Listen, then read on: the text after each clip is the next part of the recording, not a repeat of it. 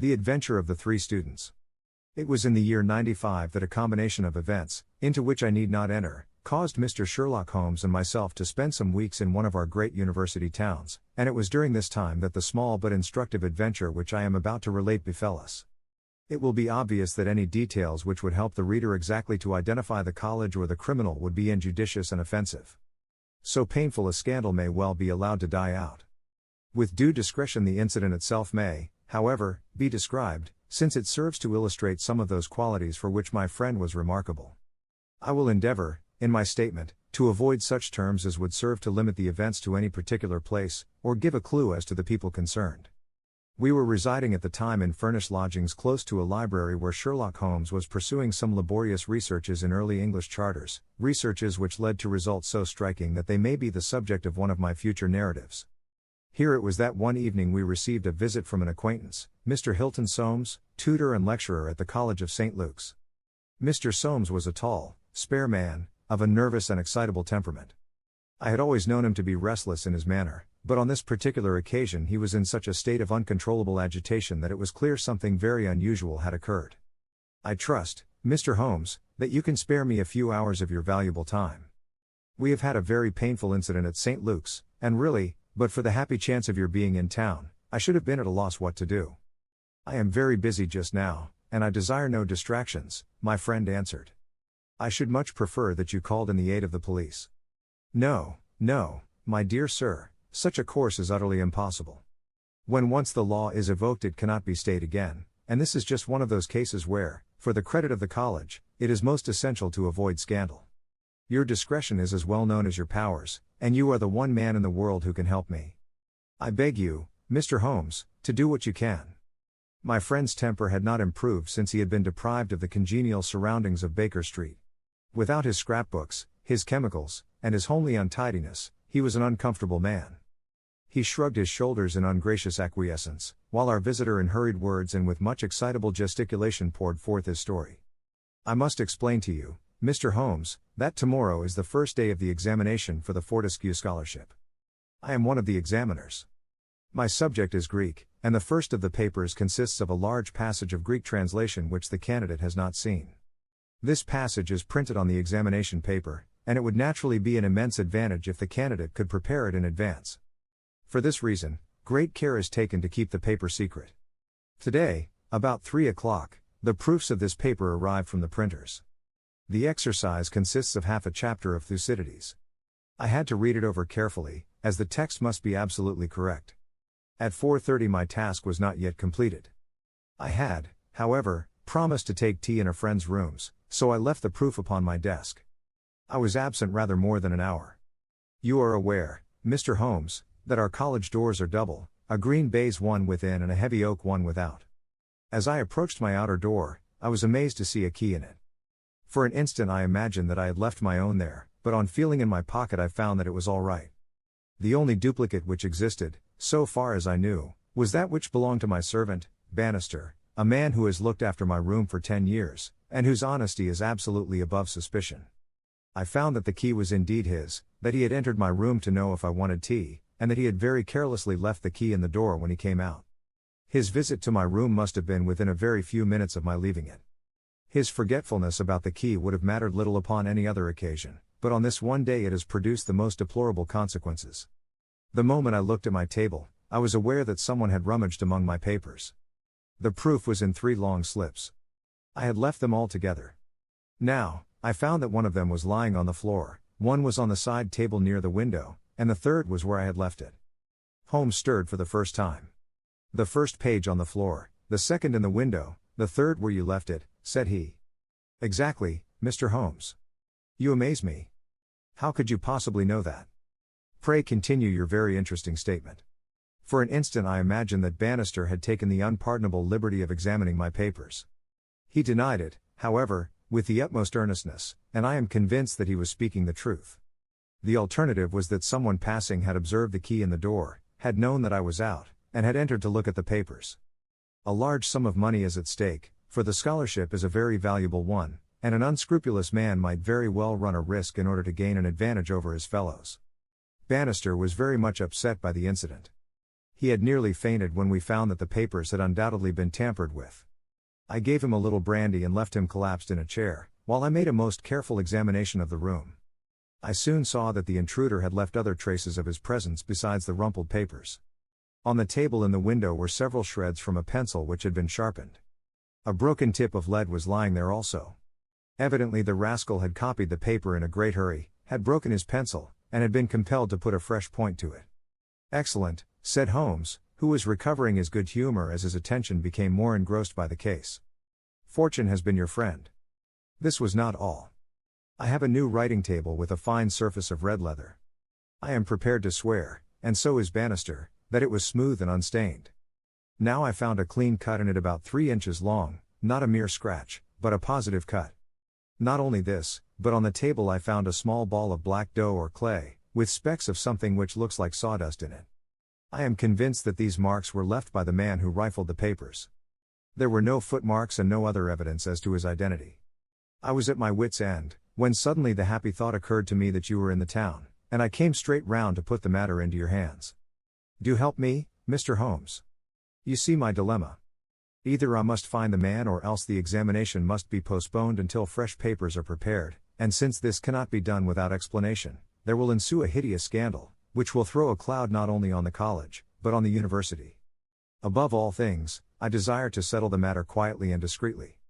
I shall be happy to look into it and to give you such advice as I can," said Holmes, rising and putting on his overcoat. "The case is not entirely devoid of interest. Had anyone visited you in your room after the papers came to you?" "Yes, young Daulat Ras, an Indian student, who lives on the same stair, came in to ask me some particulars about the examination." "For which he was entered?" "Yes." "And the papers were on your table?" "To the best of my belief, they were rolled up." "But might be recognized as proofs?" "Possibly." "No one else in your room?" "No." "Did anyone know that these proofs would be there?" "No one save the printer." "Did this man Bannister know?" "No, certainly not." "No one knew." "Where is Bannister now?" "He was very ill, poor fellow. I left him collapsed in the chair. I was in such a hurry to come to you." "You left your door open?" "I locked up the papers first." "Then it amounts to this, Mr. Soames, that, unless the Indian student recognized the roll as being proofs, the man who tampered with them came upon them accidentally without knowing that they were there. So it seems to me." Holmes gave an enigmatic smile. "Well," said he, "let us go round. Not one of your cases, Watson, mental, not physical. All right, come if you want to. Now, Mr. Soames, at your disposal." The sitting room of our client opened by a long, low, latticed window onto the ancient lichen-tinted court of the old college. A Gothic arched door led to a worn stone staircase. On the ground floor was the tutor's room. Above were 3 students, one on each story. It was already twilight when we reached the scene of our problem. Holmes halted and looked earnestly at the window. Then he approached it, and, standing on tiptoe with his neck craned, he looked into the room. "He must have entered through the door. There is no opening except the one pane," said our learned guide. "Dear me," said Holmes, and he smiled in a singular way as he glanced at our companion. "Well, if there is nothing to be learned here, we had best go inside." The lecturer unlocked the outer door and ushered us into his room. We stood at the entrance while Holmes made an examination of the carpet. "I am afraid there are no signs here," said he. "One could hardly hope for any upon so dry a day. Your servant seems to have quite recovered. You left him in a chair, you say?" "Which chair?" "By the window there." "I see. Near this little table. You can come in now. I have finished with the carpet. Let us take the little table first. Of course, what has happened is very clear. The man entered and took the papers, sheet by sheet, from the central table. He carried them over to the window table, because from there he could see if you came across the courtyard, and so could effect an escape. As a matter of fact, he could not," said Soames, "for I entered by the side door." "Ah, that's good. Well, anyhow, that was in his mind. Let me see the 3 strips. No finger impressions, no. Well, he carried over this one first, and he copied it.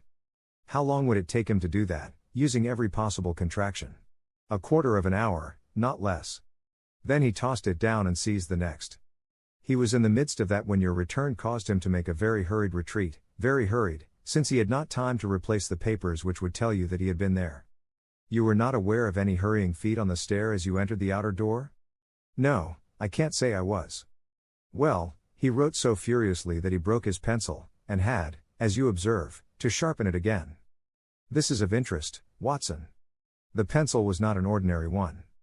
It was above the usual size, with a soft lead, the outer color was dark blue, the maker's name was printed in silver lettering, and the piece remaining is only about 1.5 inches long. Look for such a pencil, Mr. Soames, and you have got your man. When I add that he possesses a large and very blunt knife, you have an additional aid.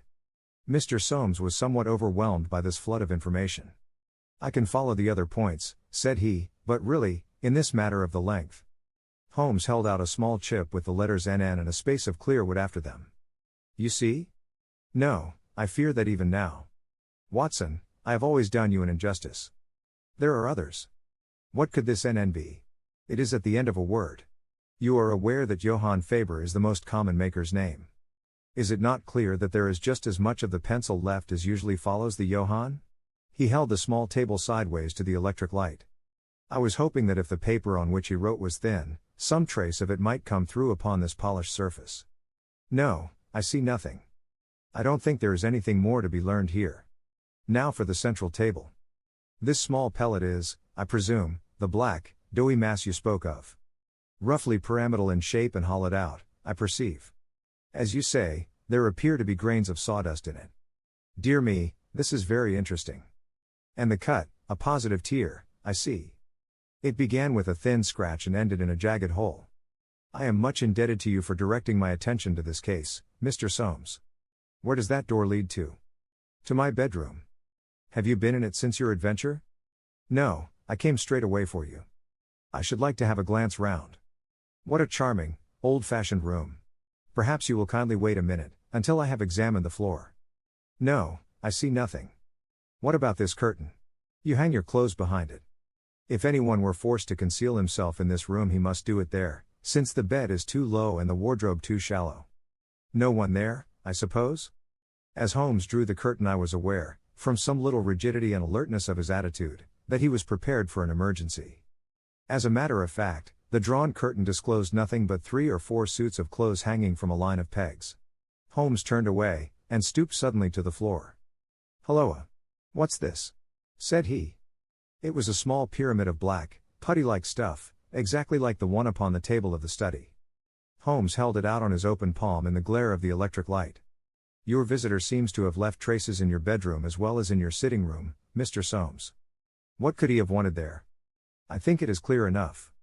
You came back by an unexpected way, and so he had no warning until you were at the very door. What could he do? He caught up everything which would betray him, and he rushed into your bedroom to conceal himself. Good gracious, Mr. Holmes, do you mean to tell me that, all the time I was talking to Bannister in this room, we had the man prisoner if we had only known it? So I read it. Surely there is another alternative, Mr. Holmes. I don't know whether you observed my bedroom window? Lattice-paned, lead framework, 3 separate windows, one swinging on hinge, and large enough to admit a man. Exactly. And it looks out on an angle of the courtyard so as to be partly invisible. The man might have effected his entrance there, left traces as he passed through the bedroom, and finally, finding the door open, have escaped that way." Holmes shook his head impatiently. "Let us be practical," said he. "I understand you to say that there are 3 students who use this stair, and are in the habit of passing your door?" "Yes, there are." "And they are all in for this examination?" "Yes." "Have you any reason to suspect any one of them more than the others?" Soames hesitated. "It is a very delicate question," said he. "One hardly likes to throw suspicion where there are no proofs. Let us hear the suspicions. I will look after the proofs. I will tell you, then, in a few words the character of the 3 men who inhabit these rooms. The lower of the 3 is Gilchrist, a fine scholar and athlete, plays in the rugby team and the cricket team for the college, and got his blue for the hurdles and the long jump. He is a fine, manly fellow. His father was the notorious Sir Jabez Gilchrist, who ruined himself on the turf. My scholar has been left very poor, but he is hard-working and industrious. He will do well. The second floor is inhabited by Daulat Ras, the Indian. He is a quiet, inscrutable fellow, as most of those Indians are. He is well up in his work, though his Greek is his weak subject. He is steady and methodical. The top floor belongs to Miles McLaren. He is a brilliant fellow when he chooses to work, one of the brightest intellects of the university, but he is wayward, dissipated, and unprincipled. He was nearly expelled over a card scandal in his first year. He has been idling all this term, and he must look forward with dread to the examination. Then it is he whom you suspect? I dare not go so far as that. But, of the three, he is perhaps the least unlikely. Exactly.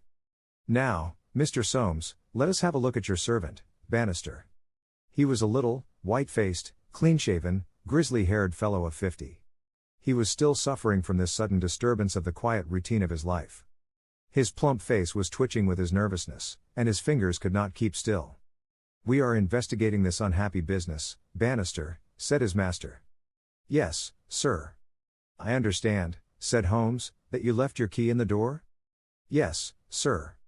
"Was it not very extraordinary that you should do this on the very day when there were these papers inside?" "It was most unfortunate, sir. But I have occasionally done the same thing at other times." "When did you enter the room?" "It was about 4:30. "That is Mr. Soames' tea time." "How long did you stay?" "When I saw that he was absent, I withdrew at once." "Did you look at these papers on the table?" "No, sir, certainly not." "How came you to leave the key in the door?" "I had the tea tray in my hand. I thought I would come back for the key. Then I forgot." "Has the outer door a spring lock?" "No, sir." "Then it was open all the time?" "Yes, sir." "Anyone in the room could get out?" "Yes, sir." "When Mr. Soames returned and called for you, you were very much disturbed?" "Yes, sir.